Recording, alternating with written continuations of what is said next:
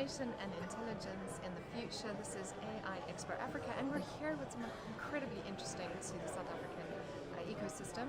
We're here speaking to Anthony SHEEHAN, and Anthony, you're here to talk to us about the Global Entrepreneur Program, right? Yeah, that's right. Yeah. We're down for the week, me and a colleague, Stephen Mooney from the UK. Delighted to be at AI Expo. Impressed with the number of people you've brought in and the topics and the breadth of coverage here. It's really exciting to be here, yeah. Oh, great. And can you tell us a little bit more about the program?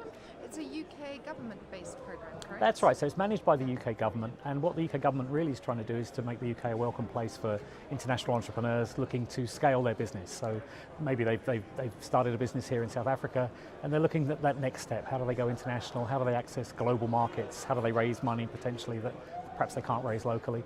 And we're there to help them with that move and that transition, and help them grow into global scaled companies. And how long is the program? So in terms of program, it's a rolling activity really. The way it works is the UK government quite smartly recognised that perhaps government people aren't the best people to be talking to early stage founders. So they recruited a team of people much like me. So there's about 18 of us, active entrepreneurs in the UK in different parts of the ecosystem, in different sectors, different stages of company as well. And we're basically paired up with incoming founders from overseas markets and help them over the challenges of getting set up, getting settled, getting started, accessing networks, accessing finance, and also government, doorway into government services and government support as well. So it's a quite tight relationship we have with that founder, sometimes for 2 or 3 years, whilst they're in that period of building the business in the UK. I think that helps a great deal, because some of the building is, like you're saying, assistance to a network, but it's also just understanding all the red tape.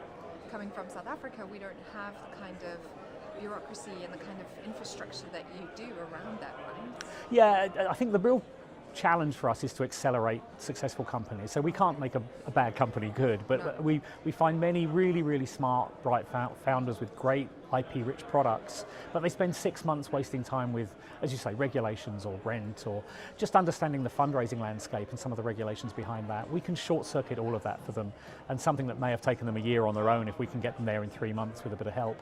That's the goal really of the program. And being an entrepreneur yourself, you know what there is value in, yeah, how to help people. That's exactly it. We're facing the challenges ourselves. I've recently come out of a media analytics business, natural language processing technology, spun out of a UK university, and I'm just starting a new venture around drones. So I'm back right in those early startup days again, so I'm battling with all of the same issues. One of the really interesting things about the program is after a year or two, some of the founders we're working with are able to, they're often bringing me up with ideas and leads for myself as well. So it's a really nice partnership. This is a good